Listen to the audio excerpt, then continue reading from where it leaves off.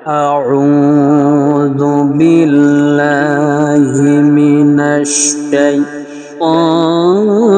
الرجيم. بسم الله الرحمن الرحيم. قد أفلح المؤمنون الذين هم في صلاتهم خاشعون والذين هم عن اللغو معرضون والذين هم للزكاة فاعلون والذين هم لفروجهم حافظون إلا على أزواجهم أو ما ملكت أيمانهم فإنهم غير ملومين. فمن ابتغى وراء ذلك فأولئك هم العادون والذين هم لأماناتهم وعهدهم راعون والذين هم على صلواتهم يحافظون أولئك هم الوارثون. صدق الله العلي العظيم. মূলত সূরাতুল আল মুমিনুন মক্কায় অবতীর্ণ। এই সূরার 118টি আয়াত আল্লাহ পাক দিয়েছেন। এখান থেকে প্রথম আয়াত থেকে ইনশাআল্লাহ তাআলা আল্লাহ যদি তৌফিক দান করেন 10টি আয়াত পর্যন্ত কথা বলবো। এই 10টি আয়াতের মধ্যে আল্লাহ তাআলা মুমিনদের 7টি বৈশিষ্ট্য 7টা গুণাবলী বর্ণনা করেছেন। আল্লাহ পাক বলতেছেন যদি কোনো মুমিন যদি কোনো বান্দা এই 7টি গুণ তার ভিতরে আনতে পারে, 7টি বৈশিষ্ট্য তার ভিতরে আনতে পারে, আল্লাহ পাক তাদেরকে বলছেন উলাইকা হুমুল ওয়ারিসুন, ওই সকল লোকেরাই উত্তরাধিকারী। ওই সকল লোকেরা কিসের উত্তরাধিকারী? আল্লাযীনা ইয়ারিসুনাল ফিরদাউসা হুম ফিহা খালিদুন। ওই সকল লোকেরাই উত্তরাধিকারী জান্নাতুল ফিরদাউসে। আল্লাহ সুবহানাহু। তাহলে যারা এই 7টি গুণ 7টি কোয়ালিটি নিজের ভিতর আনতে পারবে, আল্লাহ রাব্বুল ইজ্জাত আল জালাল তাদেরকে জান্নাতুল ফিরদাউসের উত্তরাধিকারী বলেছেন। সুবহানাল্লাহ। তাহলে আসুন একে একে শুনি। আল্লাহ পাক এভাবে শুরু করেছেন, قد أفلح المؤمنون الذين هم في صلاتهم خاشعون। আল্লাহু আকবার। আল্লাহ বলছেন قد أفلح المؤمنون, ইতিপূর্বে সফলতা লাভ করেছে কারা? আল মুমিনুন, যারা ছিল মুমিন। قد أفلح মাজি করিব মারুফ সিগা, যে ইতিপূর্বে সফলতা লাভ করেছে কারা? সফলতা লাভ করেছে আল মুমিন, আল মুমিনুন, যারা মুমিন ছিল। এখন আল্লাহ তাআলা এখানে 7টা গুণাবলী 7টা কোয়ালিটি দিয়েছেন। এই 7টা কোয়ালিটি যদি আমরাও আনতে পারি তাহলে আমরাও কি সফলতা লাভ করব ইনশাআল্লাহ। তাহলে 1 নম্বর কোয়ালিটি কি? 1 নম্বর গুণ কি? আল্লাহ তাআলা বলেন আল্লাযীনা হুম ফি সালাতিহিম খাশিউন। 1 নম্বর কোয়ালিটি হচ্ছে, 1 নম্বর গুণ হচ্ছে আমার বান্দারা তাদের নামাজের ভিতরে খুশু-খুজু অর্জন করবে, নামাজের ভিতরে বিনয়ী হবে, নামাজের ভিতর খুশু-খুজু অর্জন করবে। সুবহানাল্লাহ। এই প্রশ্ন অনেকের কাছে করা হয় যে খুশু-খুজু কি জিনিস, অনেকেই বলতে পারবে। আমরা নামাজ পড়ি, নামাজের ভিতর খুশু-খুজু কি আমরা অনেকেই জানি না, নামাজের ভিতর খুশু-খুজু কি অনেকেই জানি না। এই বিষয়ে একটা হাদিস পরিধানযোগ্য। হযরতে হুযায়ফাতুল, আল্লাহ নবীজির একজন সাহাবী হযরতে হুযায়ফাতুল ইয়ামানী রাদিয়াল্লাহু তাআলা আনহু, তিনি একবার ইয়ামানে সফর করলেন। সফর অবস্থায় তিনি একটি মসজিদে চলে গেলেন। মসজিদের ভিতরে গিয়ে দেখলেন একটি লোক মসজিদে নামাজ আদায় করতেছেন। তিনি সে লোকের নামাজটা লক্ষ্য করলেন। নামাজ শেষে ডেকে বললেন, আপনি এভাবে, আপনি আমাকে চেনেন নাকি? হাল আরফতানি, আপনি কি আমাকে চেনেন? লোকটি ডেকে বলল, না, আমি আপনাকে চিনি না। হুযায়ফাতুল ইয়ামানী রাদিয়াল্লাহু তাআলা আনহু বলেন, আমি হলো আল্লাহর নবীজির একজন সাহাবী। হুযায়ফাতুল ইয়ামানী রাদিয়াল্লাহু তাআলা আনহু বলেন, আপনি এভাবে নামাজ কত বছর পর্যন্ত আদায় করতেছেন? লোকটি ডেকে বললেন, প্রায় 40 বছর পর্যন্ত হবে।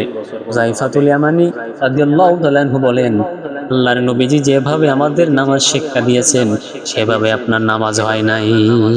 আমরা নামাজ পড়ি তো, আমাদের নামাজ হয় না। কেন নামাজ হয় না? নামাজের যে খুশু, নামাজের প্রাণ হচ্ছে খুশু খুজু, সেই খুশু খুজু আমাদের ভিতর আজকে নাই। খুশু খুজু বলতে আল্লাহ পাক বলেছেন, ওয়াসজুদু ওয়ারকাউ, সেজদা করো, রুকু করো। আল্লাহর কাছে সব থেকে প্রিয়, সব থেকে গ্রান্টেড নামাজের ভিতর হলো সেজদা আর রুকু।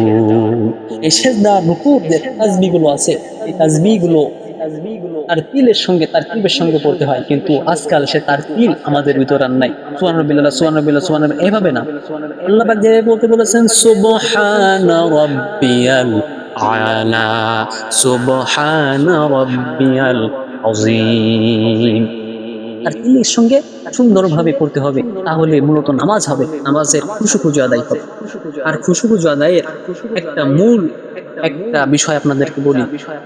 নামাজের ভিতরে যদি আসল নামাজ চান, যদি জীবন্ত নামাজ আদায় করতে চান, তাহলে কি করতে হবে জানেন? নামাজের ভিতরে আপনার যেখানে সিজদার স্থান থাকবে সেখানে নজর রাখবেন, এবং যে আয়াত পড়বেন, যে সূরা পড়বেন, সে সূরার অর্থের দিকে খেয়াল রাখবেন। তাহলে ইনশাআল্লাহ আপনার বাইরে আর কোনো, বাইরের দিকে আপনার মন যাবে না। আপনি নামাজ আদায় করতেছেন, আপনার ব্যবসার দিকে মন। আপনি নামাজ আদায় করতেছেন, আপনার কাজের দিকে মন। আপনার নামাজ আদায় করতেছেন, ওষুধের ফ্যান গুনতেছেন।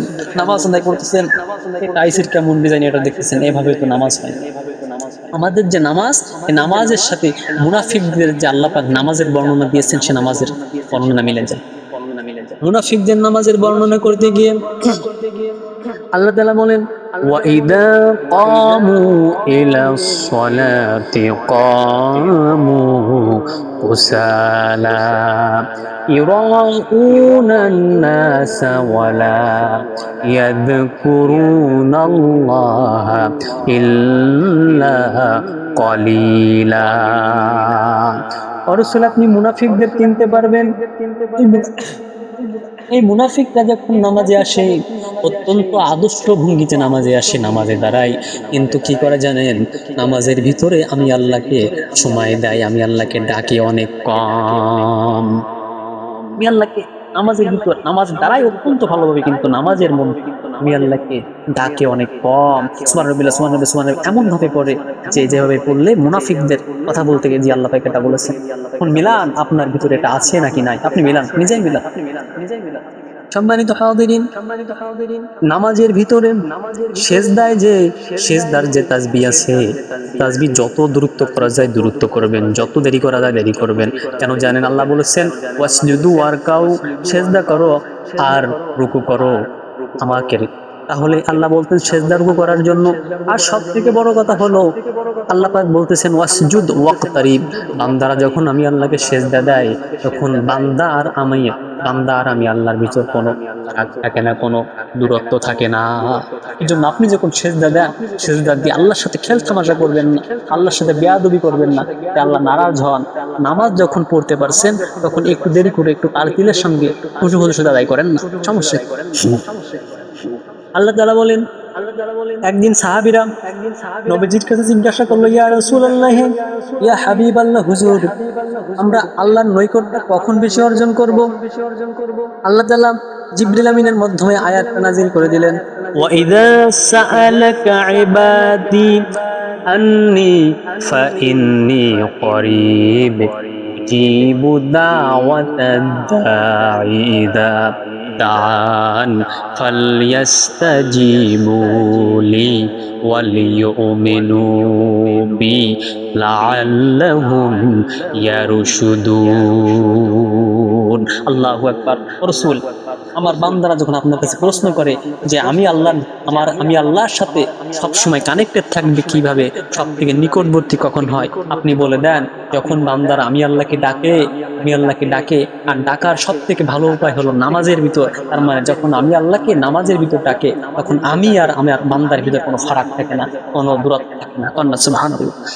এই জন্য নামাজ আদায় করা মানে আল্লাহ দেদারে যাওয়া, আল্লাহর সাথে মোলাকাত করা। এই জন্য সে নামাজের ভিতর কেউ বেয়াদবি করবেন না, নামাজের ভিতর কেউ গুস্তাখি করবেন না, যাতে আল্লাহ আপনার উপর নারাজ হবেন। নামাজ যদি নামাজের মতন হতো, তাহলে এই সমাজের এখন থাকতো। আল্লাহ পাক কেন নামাজ দিয়েছেন জানেন?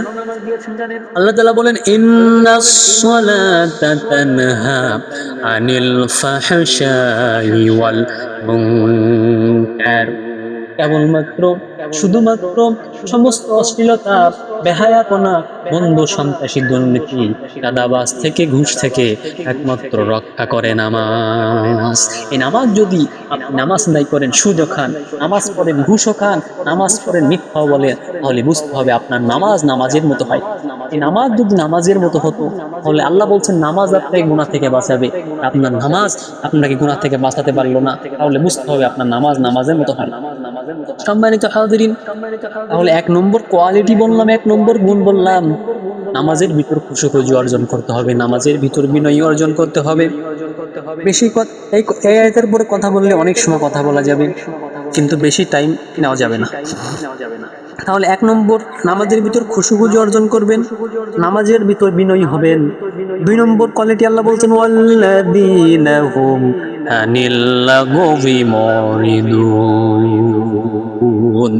আমার বান্দা যারা মুমিন হবে, যারা মুমিন হতে চাও, তাদের 2 নম্বর কোয়ালিটি হবে, 2 নম্বর গুণ হবে, তারা অযথা কথা থেকে নিজেকে বিরত রাখবে।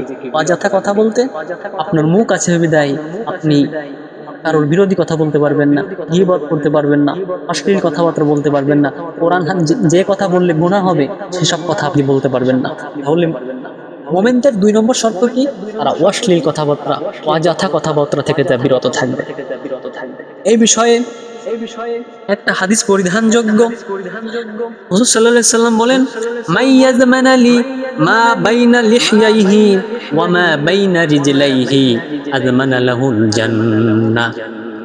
নবী সাল্লাল্লাহু আলাইহি সাল্লাম বলেন, যে ব্যক্তি 2 চলের মাঝখানে জিহবা এবং 2 উরুর মাঝখানে যে স্থানটি আছে, লজ্জা স্থান, এই 2টি জিনিসের হিফাজত যে নিজের জিম্মায় নিতে পারবে, আমি রাসূল তার জান্নাতের জিম্মাদার হয়ে গেলাম। সুবহানাল্লাহ। এজন্য আপনার মুখ আছে বিদায় আপনি যেখানে সেখানে মুখ খুলতে পারবেন না, অযথা কথা বলতে পারবেন না। যে কথা বললে কোরআন বিরোধী হয়, সুন্নাহ বিরোধী হয়, কথা আপনি বলতে পারবেন। আপনার মুখ দিয়ে আপনি কাউকে গালমন্দ করতে পারবেন। সম্মানিত হাজিরিন, একটা কথা বললেই বুঝবেন, আপনি যখন একটা চায়ের স্টলের পাশ দিয়ে হেঁটে যাবেন, চায়ের দোকানে 10 জায়গার 10 রকম লোক থাকে, 10 জায়গার 10 রকম লোক 10 রকম কথা বলবে। কেউ ইসলাম বিরোধী বলবে, কেউ ইসলামের পক্ষে বলবে, কেউ আরেকজনের গীবত করবে। সেখানে যে আল্লাহর মুমিন বান্দারা অ্যাড হতে পারবে না, তারা সেখানে যে তর্কে লিপ্ত হবে না। কেননা মুমিন বান্দাদের তাদের সাথে তর্ক লিপ্ত হলে নিজের আত্মসম্মান নিয়ে সেখান থেকে ফেরা যাবে না।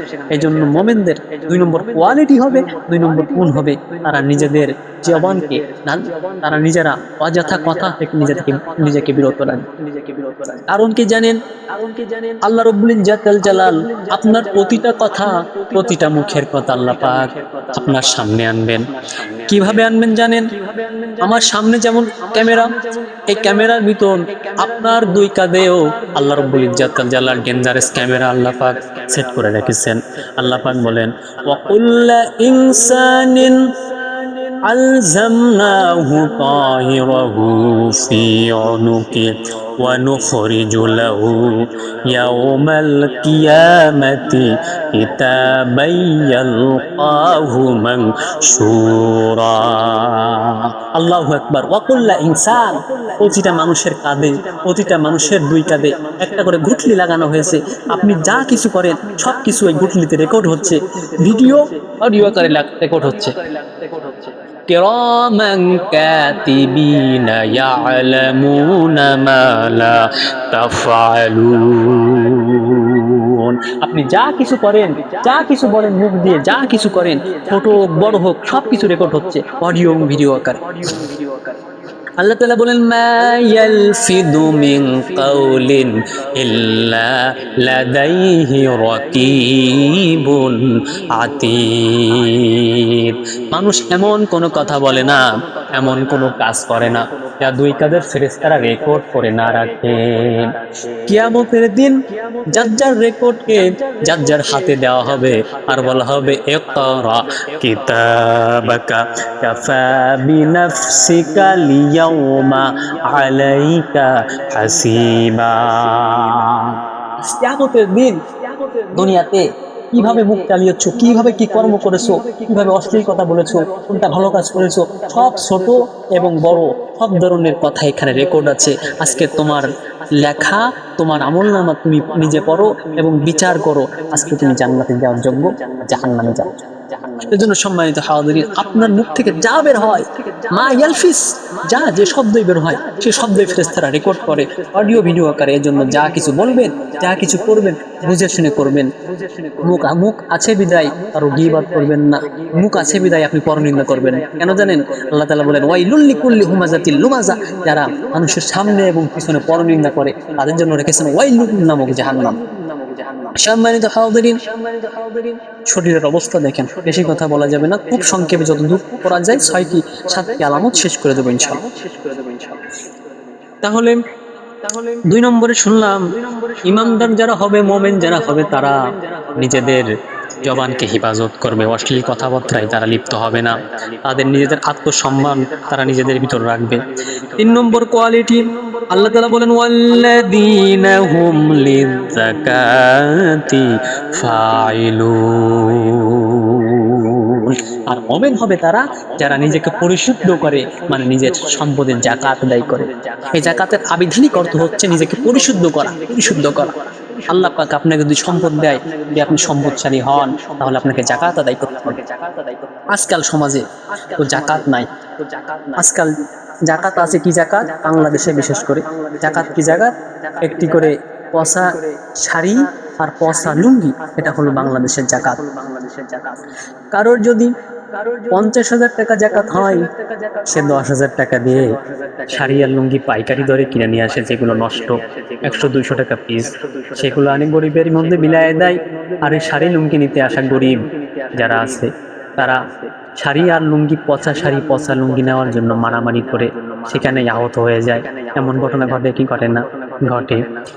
আল্লাহ রাব্বুল ইজ্জাত ওয়াল জালাল যাকাত তো এই কারণে দেন নাই। যাকাত যারা শাড়ি লুঙ্গি দিয়ে আদায় করেন, আল্লাহে করে বললাম, আল্লাহে করে বললাম, বিল্লাহি করলে বললাম, আপনাদের যাকাত আদায় হবে না। যাকাত কিভাবে আদায় হবে? যাকাত আদায় হওয়া একটা তরিকা আমি বলে দিই। মনে করেন আপনার 50,000 টাকা বা 1 লাখ টাকা যাকাত এসেছে। ওই যাকাত আপনার গ্রামের পাশে যারা বেকার আছে, লেখাপড়া জানে, যে কোনো চাকরি হচ্ছে না, কোনো ব্যবসা বাণিজ্য করতে পারছে না টাকার অভাবে, আপনি কি করবেন? 1 লাখ টাকা হলে 50,000 টাকা করে 2টা ছেলেকে বাঁচবেন, 2টা ছেলেকে বেছে 2 জনকে 50,000 করে দিবেন। তবে বলতে হবে না আপনি যাকাত দিচ্ছেন, তাদের দিয়ে দিবেন, বলে দিবেন একটা ছাগলের খামার করো, একটা গরু কিনো, বা একটা ছোট একটা দোকান নাও, এই পুকুরে মাছ সাজো, মানে যে কোনো একটা ব্যবসা তাকে দেখাই দিবেন, দেখবেন সে ওই টাকা দিয়ে ব্যবসা করবে এবং পরবর্তীতে সে আর যাকাতের হকদার থাকবে না, তাকে আর যাকাত দেওয়া লাগবে না। এইভাবে সমাজ বদলে যাবে এবং আপনার যাকাত যেভাবে যাকাত যে জমি আল্লাহ পাক দিয়েছেন সে হক আদায় হয়ে যাবে। আর আপনি যদি যাকাত না দেন তাহলে কি হবে জানেন? আল্লাহ রাব্বুল আলামিন বলতেছেন ওয়াল্লাযীনা ইয়াকনিদুনাল যাহাবা ওয়াল ফিদ্দাতা ওয়ালা ইউনফিকুনাহা ফি সাবিলিল্লাহি ফাবাশশিরহুম বিআযাবিন আলীম। যারা নাকি স্বর্ণ রৌপ্য অর্থ সম্পদ জমা করে এবং তার যাকাত দেয় না, আল্লাহর রাস্তায় খরচ করে না, আল্লাহ যেভাবে খরচ করতে বলছেন, তাদের জন্য সুসংবাদ দাও, শাস্তির সুসংবাদ দাও। শাস্তির তীব্রতা, শাস্তির ভয়াবহতা এত যে আল্লাহ পাক সুসংবাদ, এত রাগান্বিত হয়ে গেছেন, রেগে তিনি বলছেন সুসংবাদ। কি সুসংবাদ দিবে, কি শাস্তি দেবে আল্লাহ পাক সেটাও তিনি বলেছেন। আল্লাহ রাব্বুল আলামিন বলেন ইয়াউমা ইউহমা আলাইহা ফি নারি জাহান্নামা ফাতাকওয়া বিহা জিবাহুম ওয়া জুনুবুহুম ওয়া দুহুরুহুম আদামা কানাতুম লিআনফুসিকুম ফাযুকু মা কুনতুম তাকনিদুন। আল্লাহু আকবার। যারা নিজেদের স্বর্ণরূপ জমা করেছে, যাকাত দেয় নাই, আল্লাহ রাব্বুল আলামিন তাদের যে সম্পদ আছে জাহান্নামের আগুন দিয়ে উত্তপ্ত করে জ্বালিয়ে দিয়ে তাদের মুখে এবং পিঠে এবং পার্শ্বদেশে তাদের ছ্যাঁক দেওয়া হবে এবং বলা হবে, দুনিয়াতে যে সম্পদ তোমরা জমা করেছো মা কুনতুম তাকনিজুন, সেই সন্তান এই যে তোমরা ভোগ করো। চিন্তা করেন, যে সম্পদ আল্লাহ আপনাদেরকে দিয়েছেন সেই সম্পদ খরচ করতে আপনাদের সমস্যা কি? সমস্যা কি? আল্লাহ তাআলা বলেন ওয়া আকিমুস সালাতা ওয়া আতুজ যাকাত। ও আমার বান্দারা, ও যারা ঈমান এনেছো, তোমরা নামাজ আদায় করো আর যাকাত আদায় করো। আল্লাহ তাআলা বারবার নামাজ আর যাকাতের কথা বলেছেন। এই যাকাত আল্লাহ দিয়েছেন যাতে গরিবরা একেবারে গরিব না হয়ে যায়, গরিবরা যাতে আস্তে আস্তে আস্তে আস্তে সমাজে উঠে আসে। এই জন্য আল্লাহ পাক যাকাতের বিধান দিয়েছে। সম্মানিত হাজিরিন, তাহলে এই যাকাতের যাদের আল্লাহ পাক সম্পদ দিয়েছেন, এই সম্পদ গুছিয়ে রেখে কোনো লাভ হবে না। কিয়ামতের দিন কঠিন শাস্তি হবে, কঠিন শাস্তি হবে। তাহলে তিনটা শেষ। 4 নম্বর কোয়ালিটি, 4 নম্বর গুণ আল্লাহ পাক বলেন ওয়াল্লাযীনা হুম লিফুরুজিহিম হাফিজুন। আর মুমিন হবে তারা যারা ওয়াল্লাযীনা হুম লিফুরুজিহিম হাফিজুন, যারা নিজেদের লজ্জাস্থানকে হেফাজত করে রাখে। আর মনে হলো নিজের লজ্জাস্থান আছে বিধায় যেখানে সেখানে ব্যবহার করা যাবে না, পরকিয়া করা যাবে না, জেনা করা যাবে না। আজকাল জেনা হয়ে গেছে হাতের ডগায়, হাতের নখের ডগায়। আমরা মনে করি জেনা শুধু লজ্জাস্থান দিয়ে হয়, আসলে না। জেনা চোখ দিয়ে হয়, জেনা মুখ দিয়ে হয়, জেনা আঙ্গুল দিয়ে হয়, সব কিছুর জেনা আছে। আপনি একটা মহিলার কথা যদি শোনেন, বেগানা মহিলার, আপনার জন্য কানের জেনা হলো। যদি কোনো বেগানা মহিলার সাথে কথা বলেন, মুখের জেনা হলো। যদি কোনো বেগানা মহিলাকে চোখ দিয়ে দেখেন, চোখের জেনা হলো। আল্লাহ রাব্বুল আলামিন বলেছেন ওয়ালা তাকরাবুজ জিনা ইন্নাহু কানা ফাহিশাতাও ওয়া সাআ সাবিলা। হে যারা ঈমান এনেছো, খবরদার কখনো অশ্লীল কাজের, জেনার ধারের কাছেও জেনা করা দূরের কথা, জেনার ধারের কাছেও নিষেধ করেছে। এরপর আল্লাহ বলতেছেন ইল্লা আলা আজওয়াজিহিম আও মা মালাকাত আইমানুহুম ফাইন্নাহুম গায়রু মালুমিন। ও বান্দা, তোমাদেরকে তো আমি আল্লাহ লজ্জাস্থানকে হেফাজত করতে বলেছি, তবে তোমাদের সব জায়গায় হেফাজত করতে হবে না, সব জায়গায় হেফাজত করা লাগবে না। যদি আল্লাহ পাক সব জায়গায় হেফাজত করতে বলতেন তাহলে আমরা হয়তো পারতাম না। এই কারণে আল্লাহ রাব্বুল ইজ্জাতুল জালাল কি বলতেছেন, ইল্লা আলা আজওয়াজিহিম, আমি আল্লাহ পাক তোমাদের জন্য তোমাদের স্ত্রীকে বানিয়েছি। সুবহানাল্লাহ। আও মালাকাত আইমানুহুম ফাইন্নাহুম গায়রু মালুমিন। আর সেখানে দাস-দাসীর কথা, সেটা তো নাসেখ হয়ে গেছে, সেটা নিয়ে কথা বলা যাবে না। তাহলে ঈমানদাররা একমাত্র তাদের স্ত্রীদেরকে নিয়েই খুশি থাকে, তাদের সাথেই লজ্জাস্থান ব্যবহার করে। সুবহানাল্লাহ। আল্লাহ তাআলা বলেন ওয়া মিন আয়াতিহি আন খালাকা লাকুম মিন আনফুসিকুম আজওয়াজান লিতাসকুনু ইলাইহা ওয়া জাআলা বাইনাকুম মাওয়াদ্দাতাও ওয়া রাহমা। ও ঈমানদাররা, আমি আল্লাহর অসংখ্য নিয়ামতের মধ্য থেকে এটাও একটি নিয়ামত, আমি আল্লাহ পাক তোমাদের জন্য তোমাদের স্ত্রীদেরকে বানিয়েছি যেন তার কাছে যে তোমরা শান্তি পাও। আমাদের জন্য আমাদের স্ত্রীদেরকে বানিয়েছেন যাতে স্ত্রীর কাছে যে আমরা শান্তি পাই। কন্যা সুবহানাল্লাহ। সম্মানিত হাজিরিন, তাহলে আল্লাহ রাব্বুল ইজ্জাতুল জালাল বলতেছেন যে লজ্জাস্থান অন্য কোথাও ব্যবহার করা যাবে না, অন্য কোথাও ইউজ করা যাবে না। লজ্জাস্থান ব্যবহার করার জায়গা হলো একমাত্র নিজের স্ত্রী। এই স্ত্রী নিয়ে যারা সুখী না হতে পারে, খুশি না হতে পারে, স্ত্রী বাদে যারা অন্য মানুষের দিকে তাকায়, তাদের প্রতিটা পলকে জেনার গুনাহ হয়, কবিরা গুনাহ হয়। আর স্বামী আর স্ত্রী একে অপরের দিকে যদি নেক নজরে, হাইসিয়াতের নজরে, যদি ভালো নজরে তাকায়, তাহলে প্রতিটি তাগার নজরে তাদের স্বামী এবং স্ত্রীর মাঝখানে যে সগীরা গুনাহ আছে, আল্লাহ রাব্বুল ইজ্জাত আল জালাল সমস্ত সগীরা গুনাহকে মাফ করে দেন। কান্না সুবহানাল্লাহ। এই হাদিসটি আমি 2 নম্বর কোয়ালিটি, 2 নম্বর গুণে বলেছি যে হাদিস বলেছি, হুজুর সাল্লাল্লাহু আলাইহি ওয়াসাল্লাম বলেছেন যে তার জিহবা এবং লজ্জা স্থানে হেফাজত করতে পারবে, তার জন্য আল্লাহ পাক জান্নাতের গ্যারান্টি দিয়েছেন। সুবহানাল্লাহ। সম্মানিত হাজিরিন, তাহলে 4 নম্বর কোয়ালিটি, 4 নম্বর গুণ পড়লাম, লজ্জাস্থানকে ইমানদার লজ্জাস্থান কখনো বেহায়দা ব্যবহার করবে না। 5 নম্বর গুণ, আল্লাহ রাব্বুল আলামিন বলেন ওয়াল্লাযীনা হুম লিআমানাতিহিম ওয়া আহাদিহিম রাউন। আর মুমিন হবে তারা যারা কি করবে, ওয়াল্লাযীনা হুম লিআমানাতিহিম ওয়া আহাদিহিম রাউন, তারা আমানত এবং ওয়াদাকে রক্ষা করবে, আর আমানত এবং ওয়াদাকে ভঙ্গ করবে। টাইম তো প্রায় অনেক বেজে গেছে, 10:50। তাড়াতাড়ি শেষ করে দিচ্ছি ইনশাআল্লাহ। والذين هم لأماناتهم وعهدهم راعون। আর মুমিন হবে তারা যারা আমানত এবং ওয়াদাকে রক্ষা করে, আমানত এবং ওয়াদা ভঙ্গ করে না।